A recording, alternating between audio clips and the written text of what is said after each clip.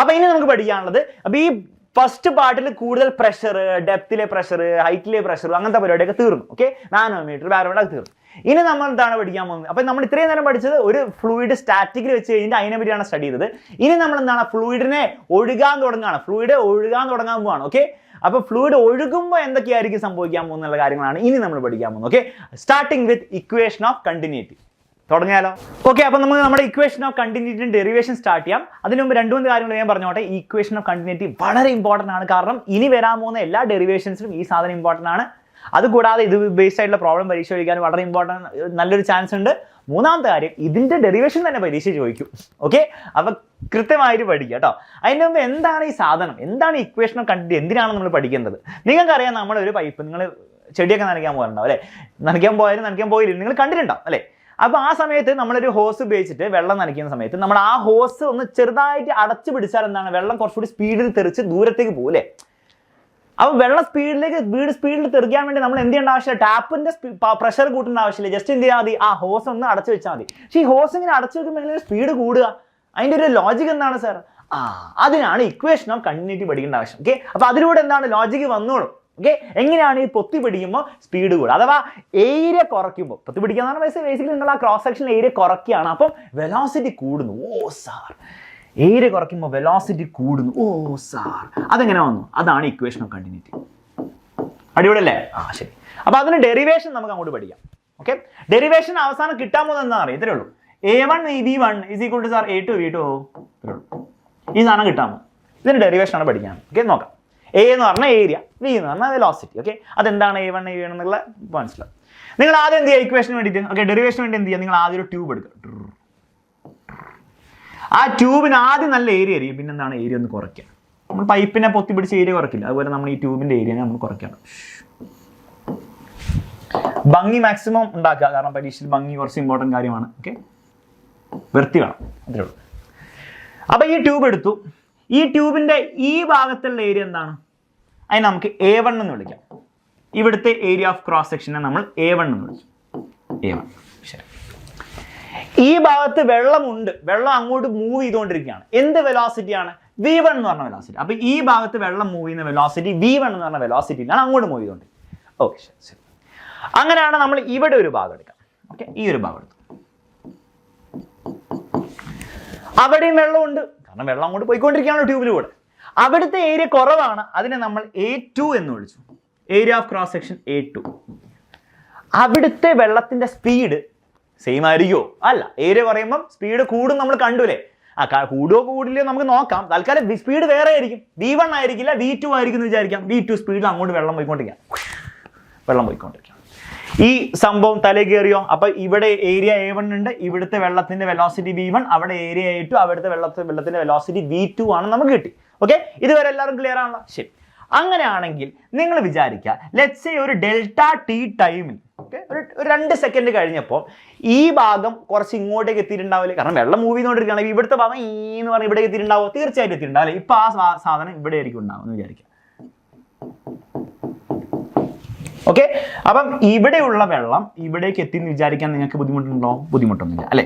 അതായത് A എന്ന് പറഞ്ഞ ഭാഗത്തെ വെള്ളം B എന്ന് പറഞ്ഞ ഭാഗത്തിലേക്ക് മൂവ് ചെയ്യുന്ന ഞാൻ പറഞ്ഞാൽ നിങ്ങൾക്ക് ബുദ്ധിമുട്ടുണ്ടാവോ? ഇല്ല. A എന്ന് പറഞ്ഞ ഭാഗത്തുള്ള ഈ വെള്ളം B എന്ന് പറഞ്ഞ ഭാഗത്തേക്ക് എത്തി.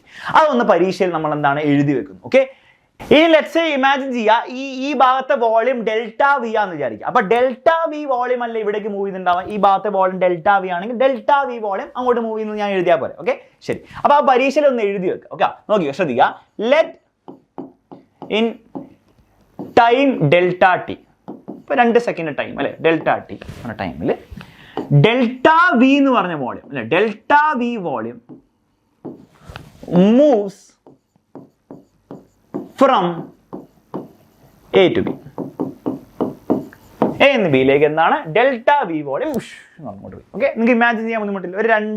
ഒരു 1.5 ലിറ്റർ വെള്ളം ഇങ്ങോട്ട് മൂവ് ചെയ്തു.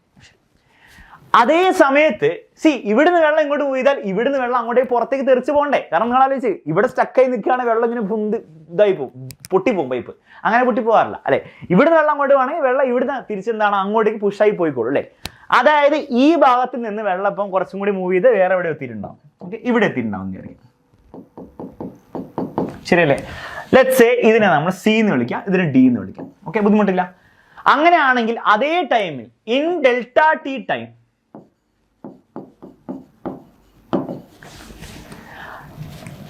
ഇവിടുന്ന് ഇവിടേക്ക് 1.5 ലിറ്റർ വെള്ളമാണ് മൂവ് ചെയ്യുന്നതെങ്കിൽ അവിടുന്ന് അപ്പുറത്തേക്കും അതേ സമയത്ത് മൂവ് ചെയ്യാൻ പോകുന്ന 1.5 ലിറ്റർ തന്നെ ആയിരിക്കില്ലേ, സെയിം വോളിയം ആയിരിക്കില്ലേ? ആ കാര്യത്തിൽ സംശയമില്ല. വോളിയം ഡിഫറൻറ്റ് തന്നെ. ഇവിടുന്ന് പറഞ്ഞാൽ പുറത്തേക്ക് വരേണ്ട വോളിയം എന്തായിരിക്കും? സെയിം ആയിരിക്കണം ഒരേ ടൈം അല്ലേ? അതായത് delta T time delta V volume തന്നെ എന്താണ് അപ്പുറത്തേക്ക് വരും. Delta T volume, delta V volume moves from C എന്ന് ഡിയിലേക്ക് അല്ലേ, C to D. Same volume, അതാണ് അതിലെ കീ. സെയിം ടൈമാണ്. 2 സെക്കൻഡിൽ ഇവിടെ 1.5 ലിറ്റർ കയറിയെങ്കിൽ 2 സെക്കൻഡിൽ 1.5 ലിറ്റർ പുറത്തേക്ക് പോകണ്ടേ? ഇപ്പൊ സാർ കിട്ടി, ശരി. അപ്പൊ സെയിം വോളിയം ആയിരിക്കും. ശരി, ഇനി നിങ്ങൾ പറ ഇവിടെ ഈ ഡിസ്റ്റൻസ് എത്രയായിരിക്കും? അത് ആലോചിച്ച് നോക്ക്. v1 വെലോസിറ്റിയിലാണ് ഫ്ലൂയിഡ് മുന്നോട്ട് പോകുന്നത്. v1 വെലോസിറ്റിയിൽ ഡെൽറ്റ ടി ടൈമിൽ സഞ്ചരിച്ച ഡിസ്റ്റൻസ് എന്തായിരിക്കും? സ്പീഡ് ഇസ് ഈക്വൽ ടു അല്ലെ velocity is equal to distance by time, അഥവാ distance is equal to velocity into time. ഇവിടുത്തെ വെലോസിറ്റി എത്രയാണ്? v1 ആണ്. ടൈം എത്രയാണ്? ഡെൽറ്റ ടി ടൈമിലാണ് നടക്കുന്നത്. അപ്പോൾ v1 ഡെൽറ്റ ടി ആയിരിക്കില്ലേ ഈ distance? Because distance is equal to അഥവാ displacement is equal to velocity into time ആണ്. Velocity v1, time delta t. അങ്ങനെയാണ് അപ്പുറത്തെ വെലോസിറ്റി, അവിടുത്തെ ഡിസ്റ്റൻസ് എന്തായിരിക്കും? ഈ ഡിസ്റ്റൻസ് എന്തായിരിക്കും? പറ, ഈ ഡിസ്റ്റൻസ് എന്തായിരിക്കും? ഇവിടുത്തെ വെലോസിറ്റി ഇൻറ്റു ഇവിടുത്തെ ടൈം, ഇവിടുത്തെ ഡിസ്റ്റൻസ്. അവിടുത്തെ velocity v2 into time common ആണ്. അവിടുത്തെ ടൈം എത്രയാണ്? അവിടുത്തെ ഡിസ്റ്റൻസ്. ആ ഡിസ്റ്റൻസും കിട്ടി.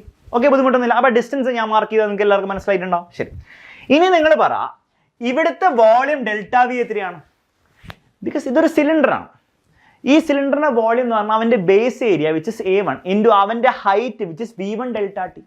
അതായത് ഡെൽറ്റ വി എന്ന് പറഞ്ഞ വോളിയം എത്രയെന്ന് പറഞ്ഞേ? ഡെൽറ്റ വി എന്ന് പറഞ്ഞാൽ ഇവിടുത്തെ വോളിയം എത്രയാണ്? പറ, ഡെൽറ്റ വി എന്ന് പറഞ്ഞാൽ ഇവിടുത്തെ വോളിയം എത്രയാണ്? ബേസ് ഏരിയ a1 ഇൻറ്റു അവന്റെ ഹൈറ്റ് അഥവാ length which is v1 delta T. Okay, ശരി സർ, ഇതേ ഡെൽറ്റ വി തന്നെയല്ലേ ഇവിടുന്ന് ഇങ്ങോട്ട് പോയത്? സോ അതായത് സി ഡി എന്ന് പറഞ്ഞ ആ സിലിണ്ടറിന്റെ വോളിയം ഇതേ ഡെൽറ്റ വി ആണ്. ആ സിലിണ്ടറിന്റെ വോളിയത്തിന്റെ ഇക്വേഷൻ എന്താണ്? ഈക്വൽ ടു എന്ന് എഴുതിയാൽ കുഴപ്പമുണ്ടോ? കാരണം സെയിം വോളിയമാണ് നമ്മൾ ഓൾറെഡി അക്സെപ്റ്റ് ചെയ്തു. ഒരേ ടൈമിൽ ഒരേ വോളിയമാണ് മൂവ് ചെയ്യുക. ഓക്കെ, അങ്ങനെയാണ് സി ഡി എന്ന് പറഞ്ഞ സാധനത്തിന്റെ വോളിയം എന്താണ്? അവന്റെ base area which is a2 cylinder ആണ് അഗെയിൻ ഇൻറ്റു അവന്റെ ലെങ്ത് എത്രയാണ്? അല്ല അവന്റെ ഹൈറ്റ് എത്രയാണ്? v2 delta T. Sir, v2 delta T ആണ് അവന്റെ height, v2 delta T. Okay sir, ഇത് മനസ്സിലായി. അങ്ങനെയാണെങ്കിൽ എന്ത് സംഭവിക്കും സർ? നോക്ക്, വോളിയം സെയിം ആണെന്ന് ഇക്വേറ്റ് ചെയ്ത് കഴിഞ്ഞാൽ ഡെൽറ്റ ടി കട്ട് ചെയ്ത് പോയിക്കൂടെ? കട്ട് ചെയ്തു. അപ്പൊ എന്തായി? a1 v1 is equal to a2 v2 കഴിഞ്ഞു, ഡെറിവേഷൻ കഴിഞ്ഞു. ഇക്വേഷൻ ഓഫ് കണ്ടിന്യൂറ്റി ഡെറിവേഷൻ കഴിഞ്ഞു. a1 v1 is equal to a2 v2. This is called equation of continuity അഥവാ കണ്ടിന്യൂറ്റി ഇക്വേഷൻ. മനസ്സിലാവുന്നുണ്ടോ? ഓക്കെ, ഈ ഏരിയ ഇൻറ്റു വെലോസിറ്റി ഒരു സ്ഥലത്ത് എടുത്തു കഴിഞ്ഞാൽ അത് വിൽ ബി ഈക്വൽ ടു വേറെ സ്ഥലത്ത് ഏരിയ ഇൻറ്റു വെലോസിറ്റി. അത് ഏരിയ ഇൻറ്റു വെലോസിറ്റി എന്ന് പറഞ്ഞാൽ എല്ലായിടത്തും എന്തായിരിക്കും? കോൺസ്റ്റന്റ് ആയിരിക്കും. ഓക്കെ, അപ്പൊ നമുക്ക് ഇതിനെ എങ്ങനെ ഇന്റർപ്രറ്റ് ചെയ്യാം? Area into velocity will always be constant. ഏതൊരു ഫ്ലൂയിഡ്, ഫ്ലോയിങ് ആയിട്ടുള്ള ഫ്ലൂയിഡ് എടുത്തു കഴിഞ്ഞാൽ, ഐഡിയൽ ഫ്ലൂയിഡ് ആണെങ്കിൽ area into velocity will be constant. ഏരിയന്റെ വെലോസിറ്റിന്റെ പ്രോഡക്റ്റ് എടുത്തു കഴിഞ്ഞാൽ എന്തായിരിക്കും? ഒരു കോൺസ്റ്റന്റ് ആയിരിക്കും. അതായത് ബേസിക്കലി ഇത് കോൺസ്റ്റന്റ് ആണെന്ന് പറഞ്ഞാൽ അതിന്റെ അർത്ഥം എന്താണ്?